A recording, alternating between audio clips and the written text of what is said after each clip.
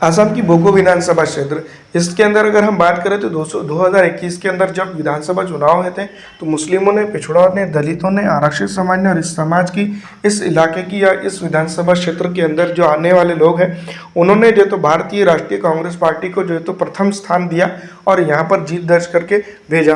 दूसरी तरफ अगर हम बात करते हैं तो एजेपी जो यहाँ पर 68,147 वोट हासिल की, ममता बनर्जी की भी पॉलिटिकल पार्टी यहाँ पर चुनावी मैदान में कूदी। लेकिन वहीं अगर हम बात करते हैं तो बेहतरीन वोट शेयर जो रहा 1,20,613, तो असम की कांग्रेस, इस इलाके की बोको की कांग्रेस का रहा। कांग्रेस की मशीनरी उस वक्त बेहतरीन तरीके से काम की रही। और एजेपी की अगर हम बात करें तो एजेपी को साथ में बीजेपी का साथ मिला, वो काफ़ी जो है तो कारआमद रहेगा। अब हम अगर देखते हैं असम के अंदर, तो असम की राजनीति की अगर हम बात करें तो कई एक राजनीतिक गतिविधियां यहाँ पर निकल के सामने आती है। कुछ इलाके ऐसे ज़रूर हैं जहाँ पर तृणमूल कांग्रेस का अपना एक अहम रोल है।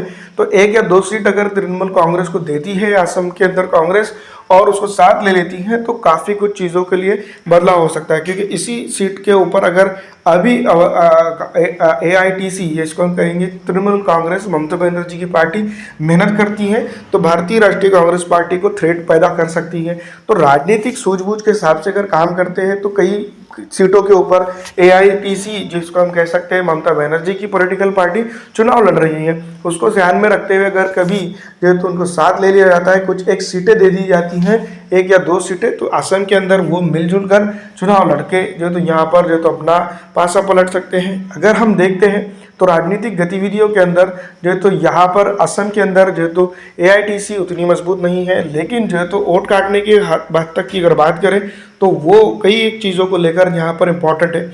बोको के अंदर खास करके हम बात करें तो यहाँ पर जो है तो उसका इम्पॉर्टेंट और अहम रोल है, उसको लेकर भी जो है सोचने और समझने की ज़रूरत है। हिंदुस्तान के अंदर इंडिया गठबंधन बनता है तो हर इलाके की अपनी एक डेमोग्राफिक चेंजेस ज़रूर देखने को मिल सकती हैं। लोकसभा के अंदर जो है तो ममता बनर्जी का साथ लिया जा सकता है, तो विधानसभा के अंदर क्यों नहीं। इसी तरह से IAIUDF के बारे में भी हम यूँ ही कह सकते हैं।